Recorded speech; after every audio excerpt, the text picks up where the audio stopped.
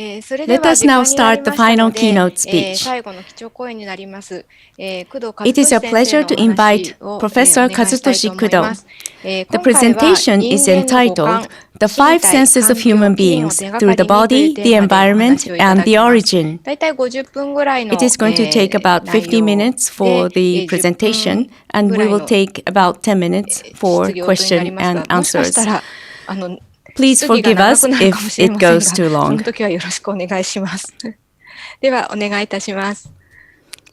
Hello, my name is Kudo. I'm from the University of Tokyo.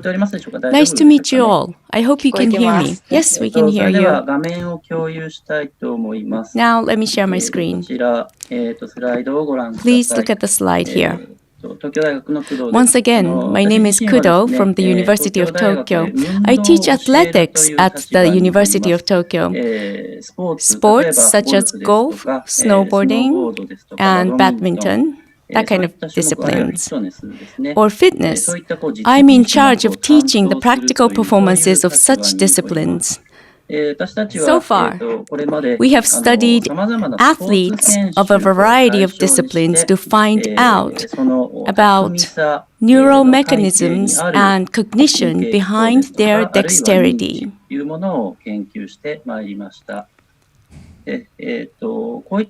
Through such researches, what became apparent is the fact that good or skilled people have superior senses.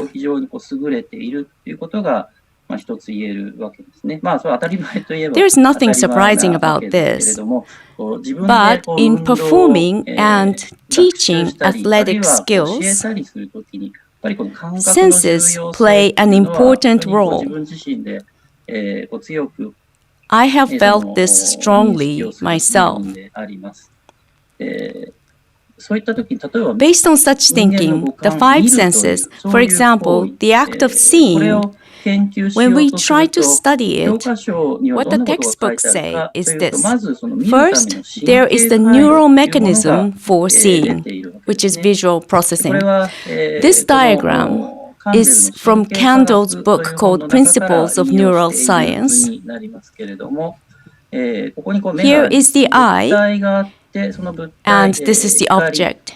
And the light reflects on the object, and the image of the object is converted to the retinal image and is projected to the retina. The image then is transmitted through the optic nerve to the lateral geniculate nucleus and the superior colliculus.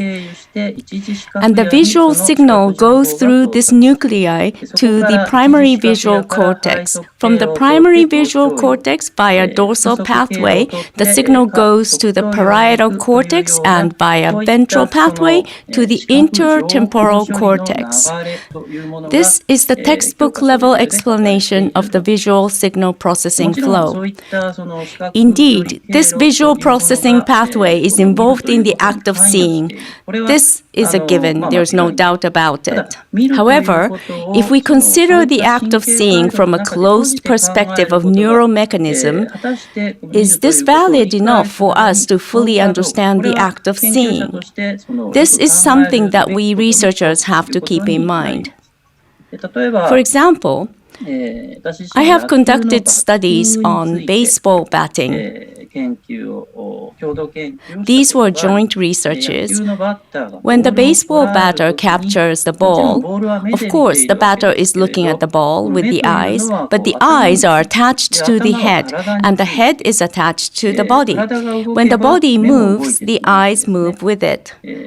From this point of view, skilled and unskilled novice players were compared as to how they were using their bodies during baseball batting.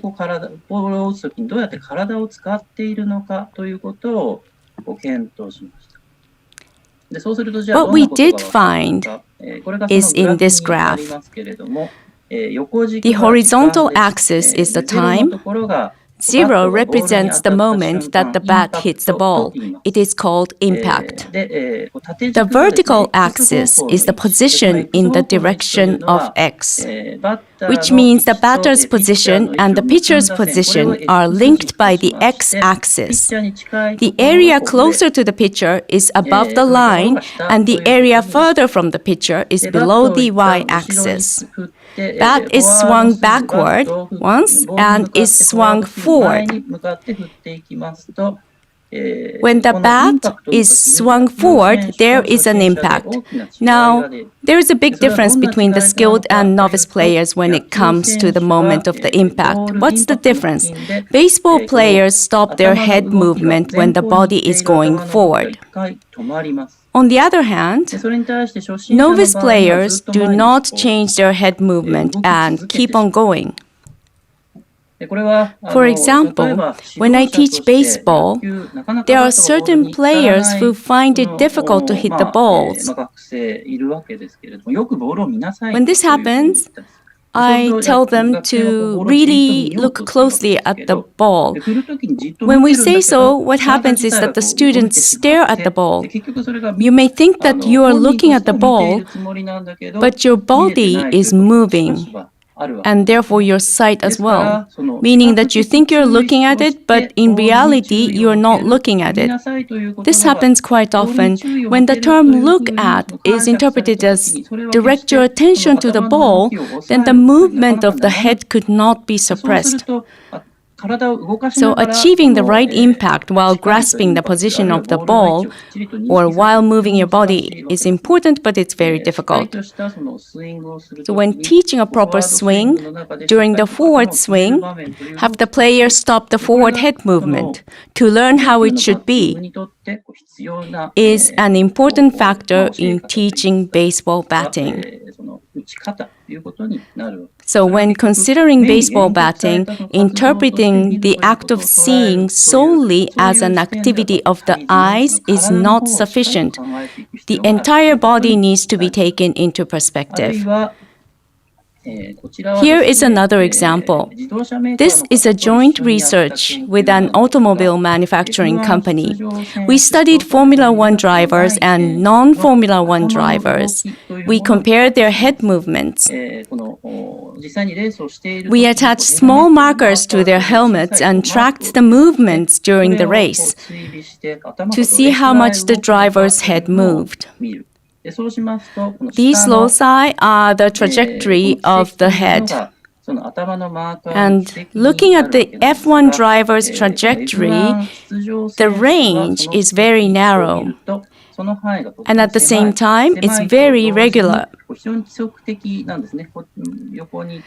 It goes to the side and back, moves at the curve, and gets back to the original pattern.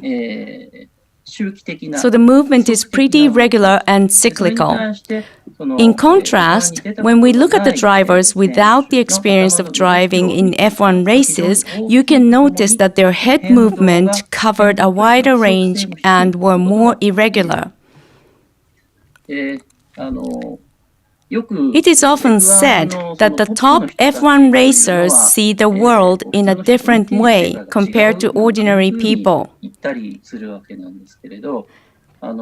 What this means is that there is a tremendous centrifugal force when driving in F1 races.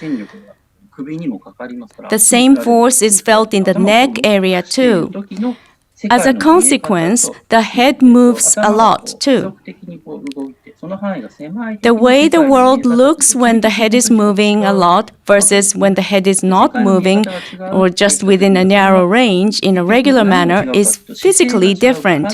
When we say they are seeing the world in a different way, the difference is in the posture as well as in how the body is moved.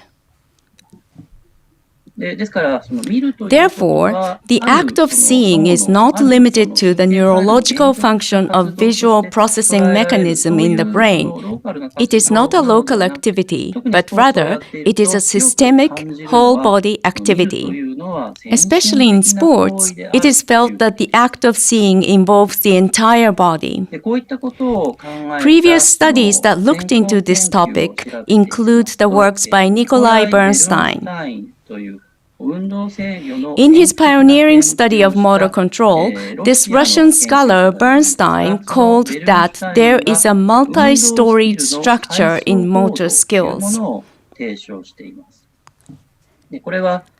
There are 4 levels.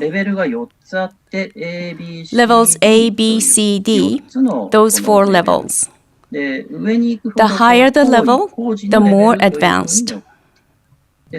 At the highest level is the level of action, which is supported by the level of space, which is supported by the level of muscle and joint, or synergy, and then there is the level of core and tone. When we say core and tone, core training is regarded as very important in any discipline of sport. It is of common importance to different types of sport. For example, the way fingers are used in baseball and swimming, there is a big difference.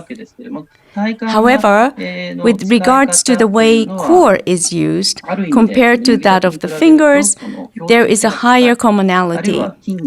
Or the way muscles are toned and relaxed, as well as the posture, are very basic but noticeable. For example, the way athletes stand, there is a certain way that skilled athletes stand. It is very basic and important, but the posture and balance, as well as breathing, have high commonality as one of the important factors in physiomotor skills. Based on these fundamental skills, the more difficult skills, such as batting, throwing, or swimming skills, are built.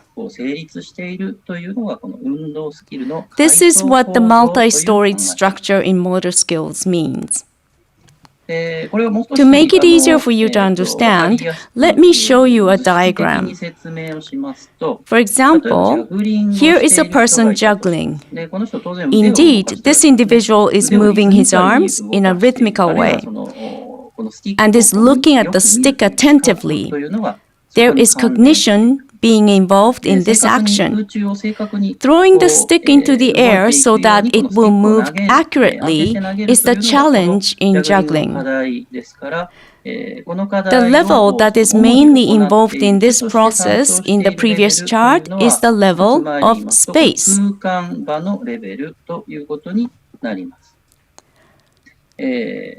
This principal level, according to Bernstein, is called the leading level. Having said that, in the background of the action of throwing the stick accurately, as the foundation, there must be the stable support of body and legs. And in the rhythmical movement of the hands, the entire posture is moving rhythmically. When the hands and arms are moving, minor adjustments are made for the stability of the posture in the core and the legs. Such auxiliary adjustments are called the background level motion, according to Bernstein. In the previous diagram, you can say that the level C motion is supported by the level A and level B motions. この調整が支えているというふうにこの運動自身を記述することができるように。This is how you can describe this motor activity. この背景レベルが If you have the background levels well established, what additional things would be possible? For example, as shown in this photo, juggling on a very unstable board may become possible. This is to say that the ability of a skilled individual, what this individual has acquired, is not just shown in the movement of the hands. The skilled individuals are also skilled in the background level, for example, in the posture, in the core, or in balance. In all, this individual is skilled in the background level so that it can support the leading level skills. that can be interpreted as a skilled individual.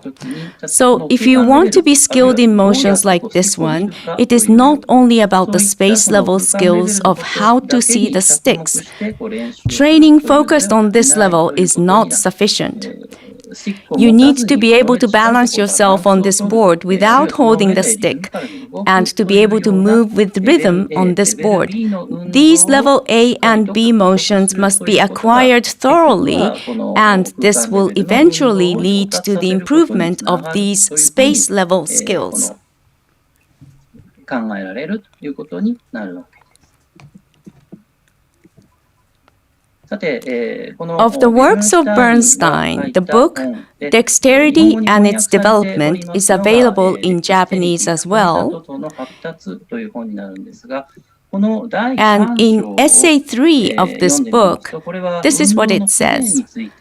This chapter talks about the origin of movements. The origin of dexterity or origin of skills is considered from the perspective of evolution and that of comparative anatomy and comparative physiology, and to describe the biological evolution as the developmental history of senses, motion, and dexterity. Bernstein said, and I quote, "No natural phenomenon can be understood without carefully considering how it emerged. It is necessary to carefully consider the origin and evolution." It is the emphasis of this chapter as well as the entirety of his work. In talking about the senses, the origin of senses needs to be considered thoroughly. This book discusses this point as well. Keywords of my talk today are shown here. First, the body. I have mentioned earlier that the act of seeing should not be confined to that of the eyes, but it must be considered from the level of the body, which supports the act of seeing. Also, when a task is conducted, the entire environment in which the task takes place must also be taken into consideration. Also, as Bernstein's theory has demonstrated, the origin needs to be considered. Based on these three perspectives, we would like to consider the senses in a comprehensive manner.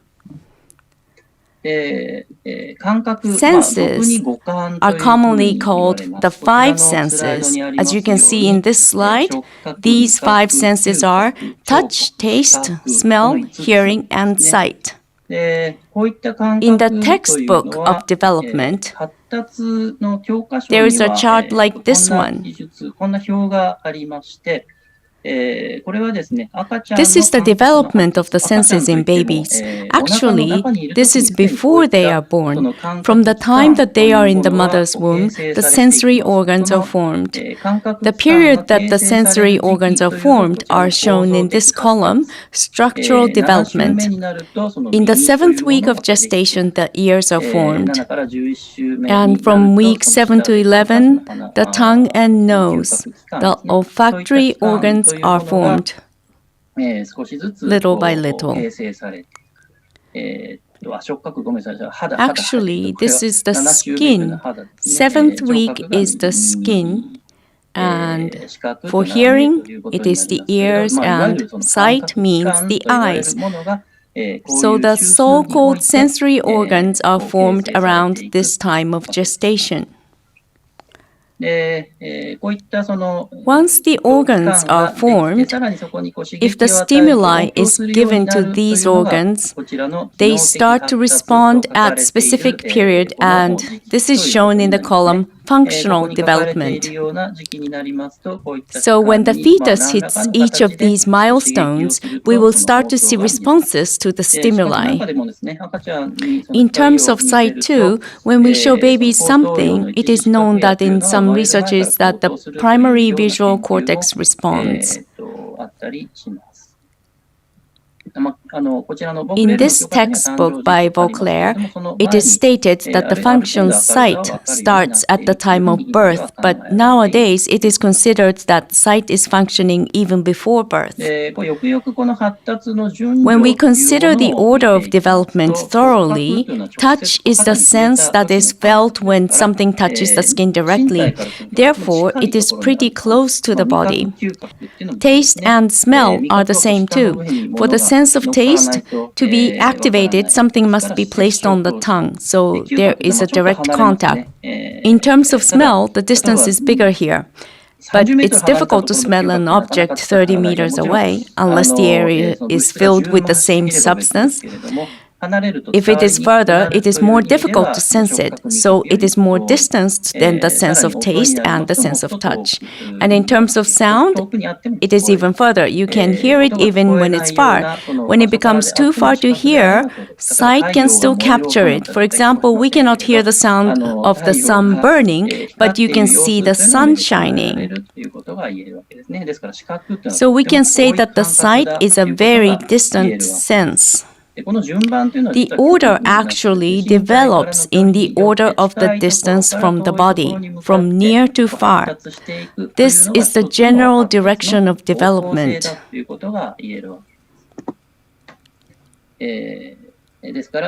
Therefore, we can say that the touch is a proximal sense, whereas the sight is a distal sense. In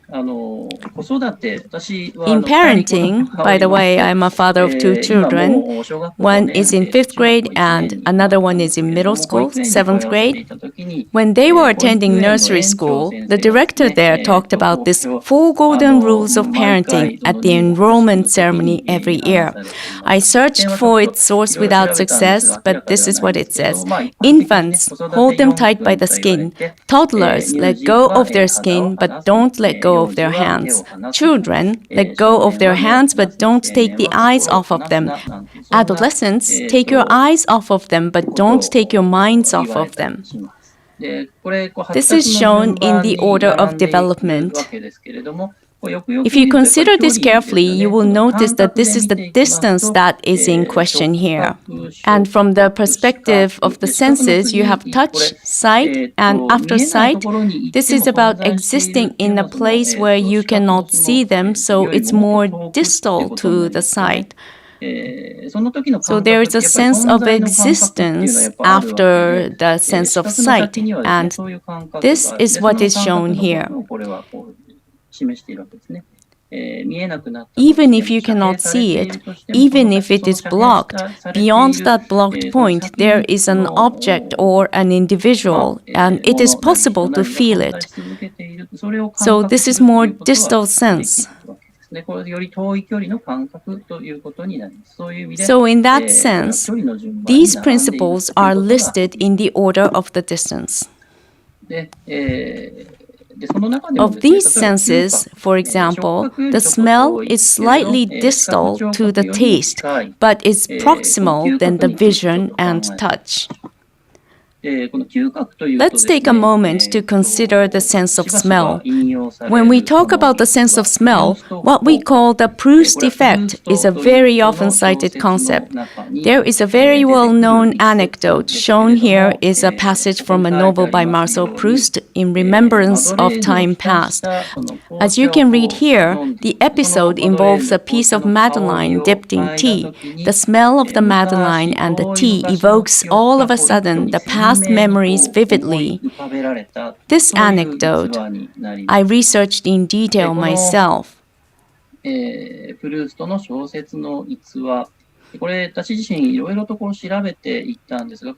But I was not able to find any literature that gave a clear answer as to why this happened. From a neuroscientific perspective, olfactory sense belongs to the telencephalon, the older part of the brain. So this is an old sense. Because of that, and also, as some studies suggest, because it is closely related to emotion, it will evoke old memories.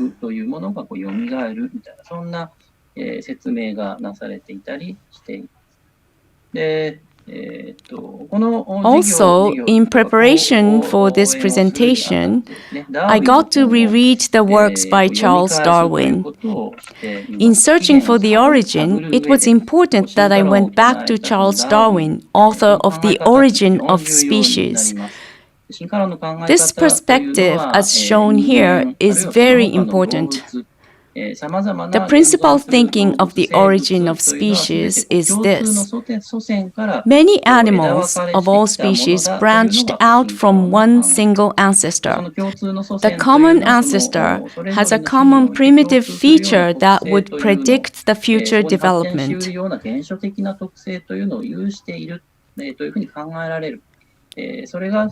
They each adapted to their environments.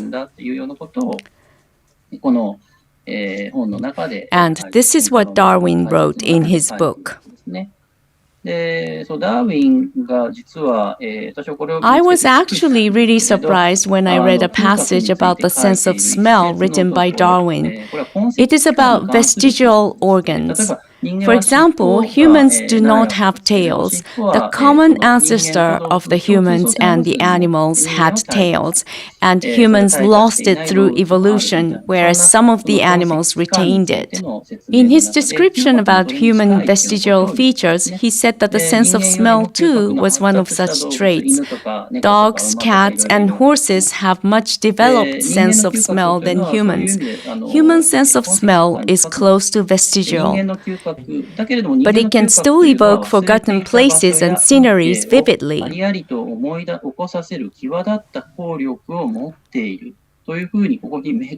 And here he writes of this remarkable ability of human olfaction. What is surprising is that Darwin's generation is one full generation before that of Proust. So Darwin wrote this statement without having read Proust's novel.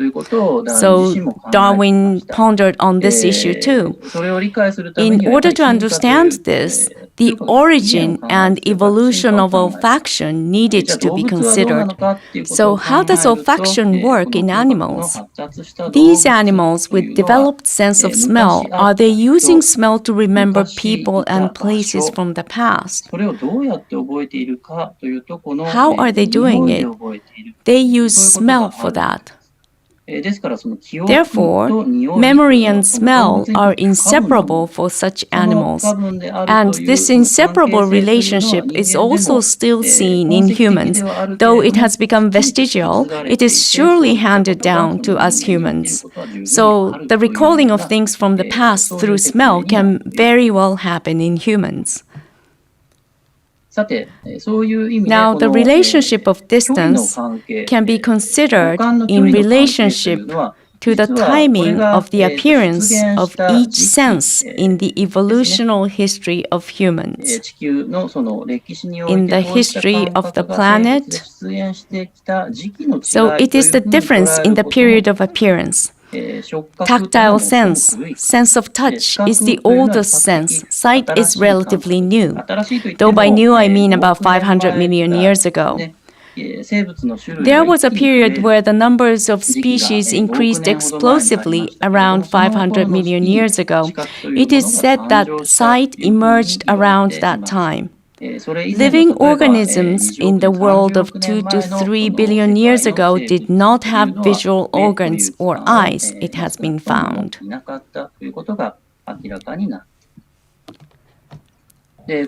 So, in considering the origin of the five senses, we would like to go back in time. So today, we would like to go back 2 billion years. The living organism that existed 2 billion years ago was like this. It's amoeba.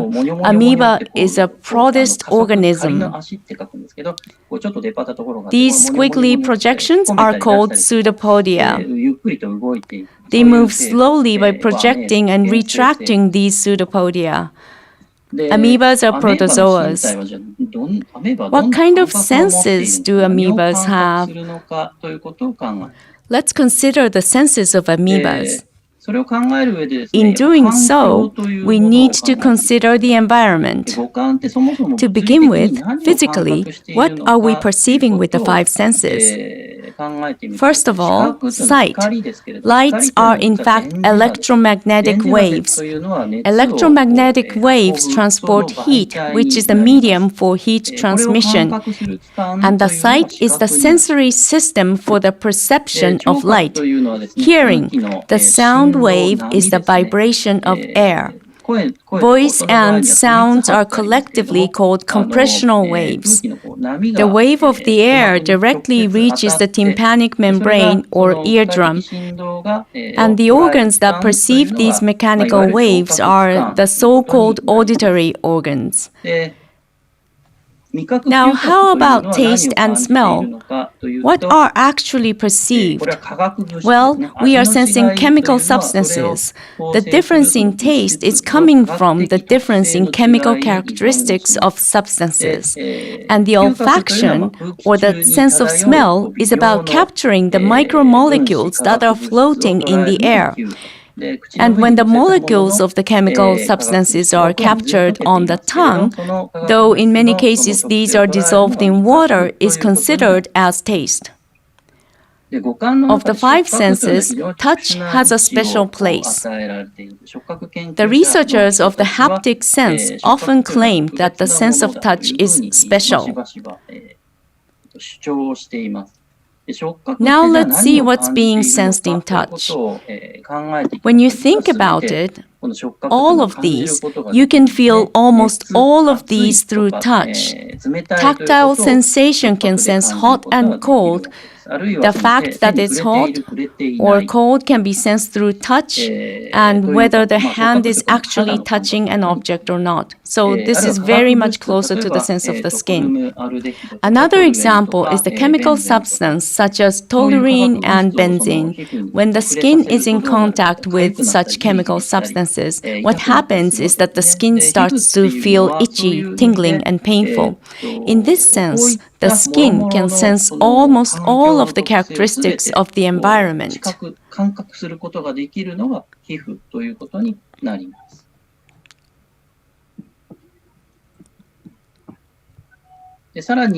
Furthermore, this is amoeba feeding on its prey. Please take a look at this video. This is the prey, or food. This is actually a microorganism. When a microorganism comes to its proximity, an amoeba extends its pseudopodia. This is the arm-like structure to surround the microbe. Now it surrounds the microbe completely to bring it inside its body. Amoeba doesn't have a mouth, but in a way the entire body is its mouth. The entire body is its hand, mouth, or feet. That's what amoeba is. It will surround its food by its body and dissolve the outer membrane of the surrounded organism to obtain energy. This is the predation of amoeba. Amoebas do not go to hot places, and they will react to chemical substances, like they move according to the concentration gradient. So, if we define the five senses as the function to sense electromagnetic waves, mechanical vibrations, and chemical substances, then we can say that amoebas are capable of sensing all these environmental characteristics. So the answer to this statement, do amoebas have five senses? Well, its membrane or exterior border has all the functions of the eye, ear, tongue, and skin.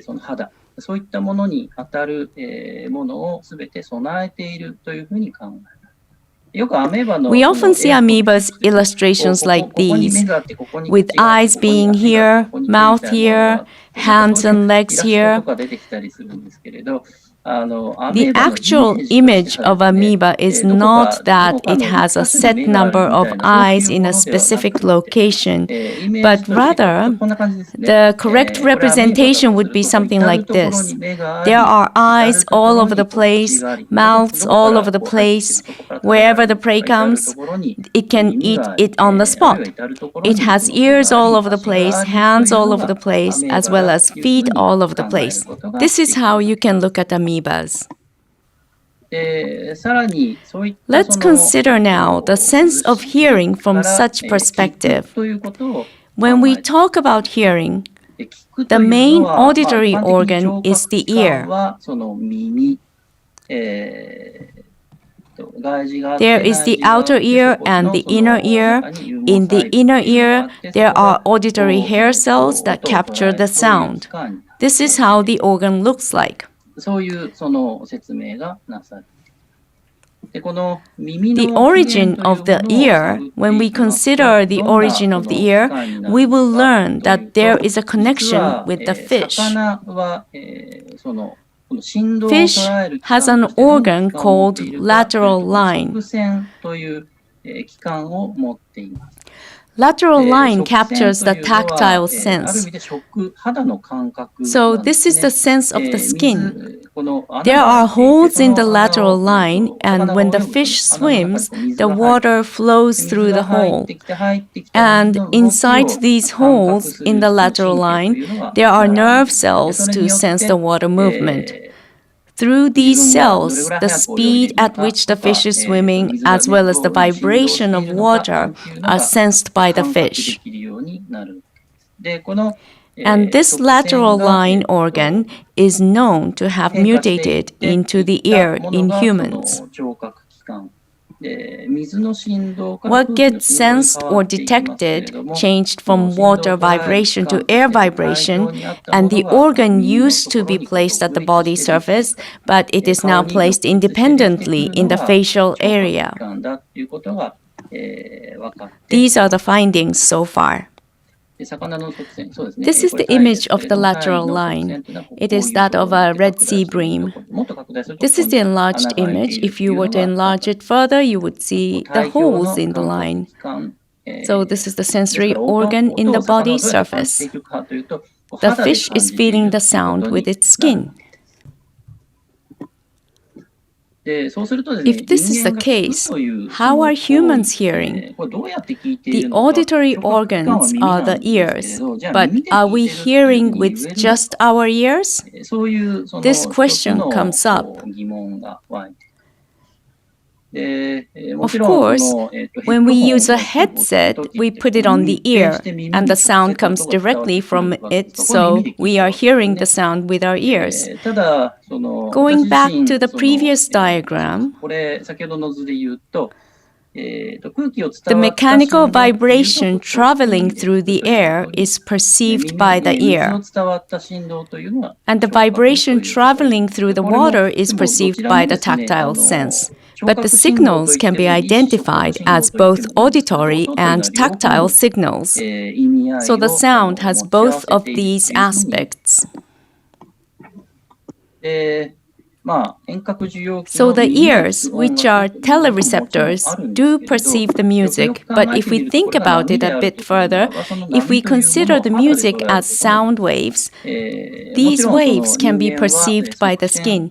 Indeed, humans no longer have lateral lines. They have regressed in humans. However, human skin has tactile sense to perceive the sound waves. If you go close to the speaker, you will naturally feel the vibration of the speaker. Or I myself go to musical concerts from time to time, and let's take the Steinway piano as an example. When a Steinway piano is played right in front of you, let me tell you what kind of sensation that you get. The vibration travels through the floor. This is apparent especially in lower notes. The vibration travels directly through the floor. Piano sounds are heard by the ears, of course, but at the same time, they are felt as vibrations through the floor. Therefore, live music performance is very different from the CD performance heard through the earphone.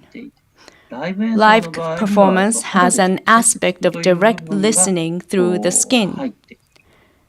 This is actually true of the singers. I have heard an opera singer singing live, and what happened then was that my skin started to tingle. Of course, the opera singer's singing is heard from the ears, but at the same time, you are hearing it with your skin. That makes the difference in the quality of the singing, what is genuine and not genuine. From this perspective, let's look at the word koegake in Japanese, which means to say something to someone. This Japanese word literally means to use voice to address someone. I am using words to explain this to you, but when I look up the phrase on the internet, the search result shows more hits with phrases in which the voice, koe, is replaced with the word kotoba to make the phrase kotobagake. When we consider words and voices, yes, there are some elements that overlap between the two, but the vibration of the voice is felt by the skin. Words reach the ears and the signals reach the brain and the meaning is communicated, but the vibration part is independent of the ear pathway. Rather, the vibration is felt by the entire body. So there is the element of voice or song that is sensed by the skin in the form of vibration. This element is not the word. In that sense, when we talk about addressing the child, this is not just about talking to your children using words, but also about what kind of voice or tone you are using. In my opinion, this fact is often overlooked in many studies. When we consider the child's vocal environment, in other words, when we look at what kind of voices and vocal utterances the child is surrounded by, for example, when the grown-ups in the same room is arguing using strong voices, children can get upset from it. Even if they could not understand the meaning of what's spoken, the way in which these words are uttered, for example, in a strong way, can convey emotions. This is not through words, but rather by the tone of voice. Which tone of voice is used to utter the words is often more important than the words themselves. This is because it is perceived by the skin. Looking into the origin of senses can give you such an insight. Now, about the codified body and the codified voice. Shown here is a passage from the book Voice by Susumu Kudo. It goes as follows. In this era of codes, words are alienated from voice like never before. Voice is the remnant of the words after the codes have been taken away from it. This is how the words are positioned in this book. Having said that, when we turn our minds to the tale of the Heike, a 14th century Japanese epic, yes, this epic has words, so there is a transcript of it, but what was handed down through generations was the voice that give account of this tale, the rendering and the vocalization. Words are just a part of the culmination of all these elements. In other words, thanks to the voice that left impression on the people, the epic story remained and was handed down from one generation to another. In this way, the role of voice, independent from the words, is very big, even in this modern society. But I must say that this fact is often overlooked. That's what I think. With this awareness, although the focus of my teaching had been sports, I decided to include vocalization in the educational program. This resulted in a course entitled The Body as an Instrument, offered as an all-campus seminar at the University of Tokyo.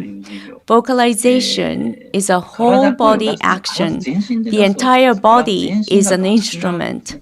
When you use the entire body as an instrument, how you breathe, stand, and walk all come into the picture. It is not just about how you vibrate your vocal cord. How the body resonates with the vibration of the vocal cord is the key. Also, how you breathe when you vocalize, how you breathe in and out are equally important. How to hit the right pitch in singing and other things related to music, I cannot teach. So I asked an opera singer to teach this part. And I focused on teaching how to build the right body for music, as well as how to breathe, how to stand. I am still teaching this class at the University of Tokyo. When I tell the students that I teach breathing, recent students say they want to learn breathing of the water, breathing of the lightning, breathing of the boar. But what I tell them is basics first. They have to first learn this correct abdominal breathing and thoracic breathing. This is what I tell the students. Speaking of voice, frogs make sounds too. It was thought that reptiles did not sing, but recent discoveries showed that vocal communication existed between reptile parent and child. This is a research on the vocalization of alligators.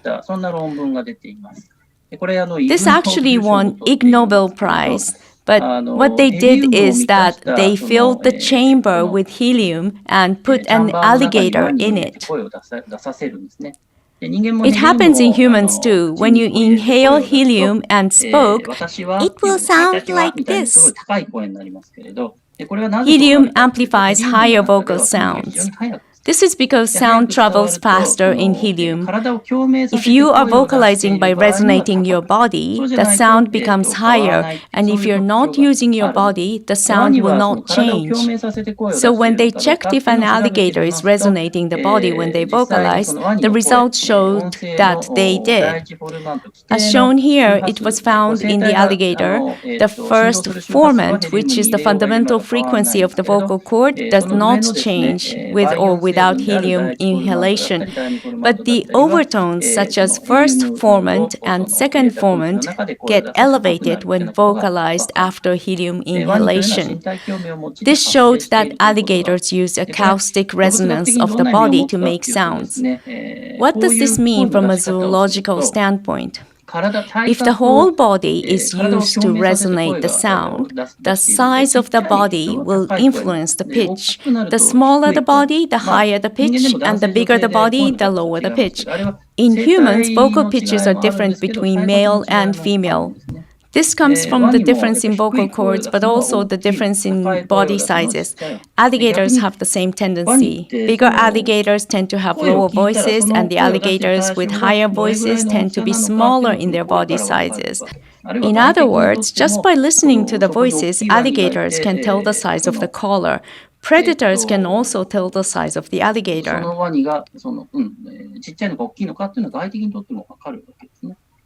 So it is a pretty honest signal.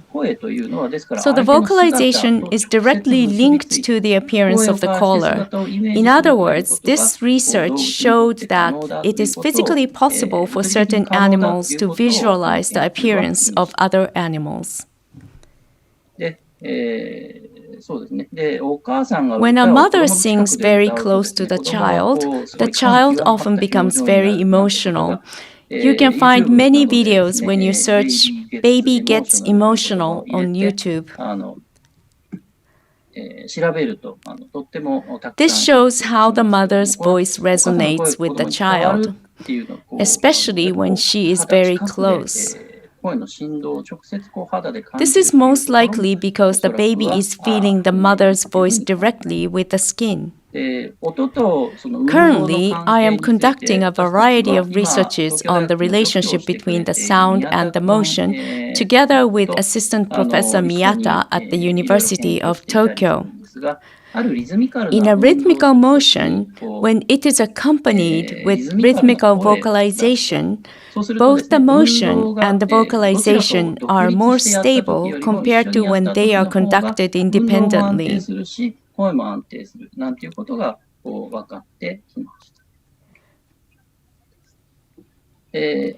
We also tested to see what happens between two individuals. When two individuals vocalize when they make movements, it has been found that the level of synchronization as well as the stability of the motion improved. This is to say that the voice made the connection between the motions of the two individuals stronger. Furthermore, recent studies showed that the sound or the song can strengthen the degree of synchronization of a group significantly.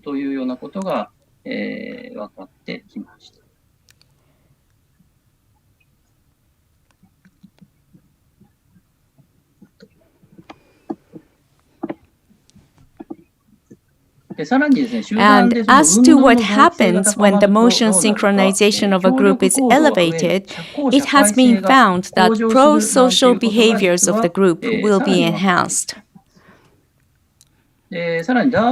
What's more, Darwin also wrote in his work that emotions are transmitted by voice among animals.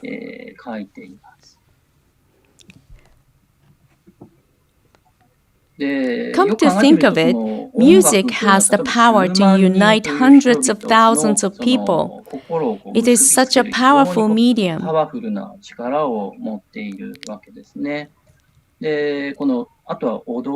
It goes the same with dance.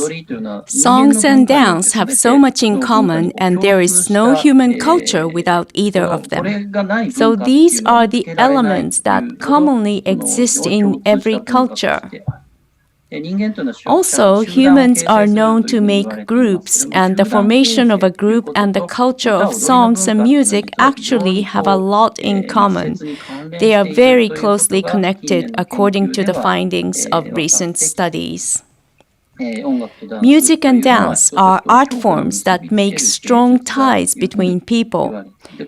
And it can be said that music and dance are playing a very important role in the history of human evolution. This passage shows that dancing to music is observed in any culture, regardless of the region and period. It is a universal phenomenon. Why is it universal? After finishing this paper, I did some research on this topic. This is one of my very recent findings. It is about the courtship dance of the fish. Male fish dances in order to appeal to the female fish.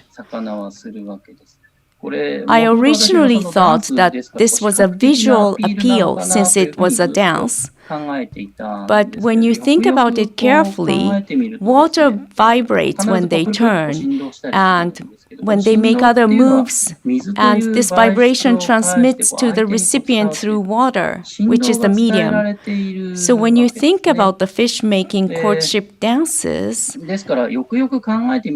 there certainly is visual appeal.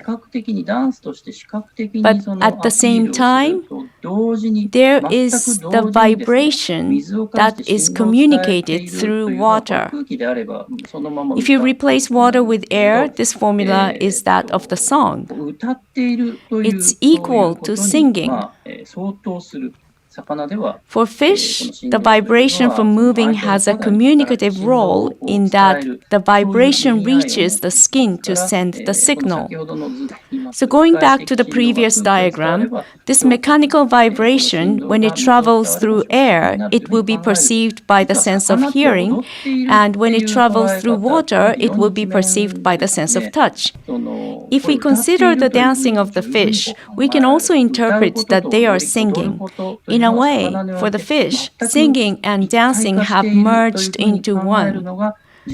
This may be a more evolutionally appropriate way of looking at it. And this oneness of dancing and singing may also be the evolutionary explanation as to why songs and dances are an indispensable and integral part of every human culture. This is where I stand at this point in time. I've gone slightly over time, but the takeaway message of my presentation is this. All senses are defined by each of the neural pathways, but we have to go beyond such definitions. We need to take both the body and the environment into consideration. Also, by paying attention to the origins of the five senses, and by regarding each of them as a series of whole body activities, and by considering the relationship with the environment, as I have hinted in the vocal environment of the children, I believe that we will be able to gain some valuable child rearing and parenting insights and will find pathways to new practice and research. With this, I would like to conclude my presentation. Thank you for your kind attention.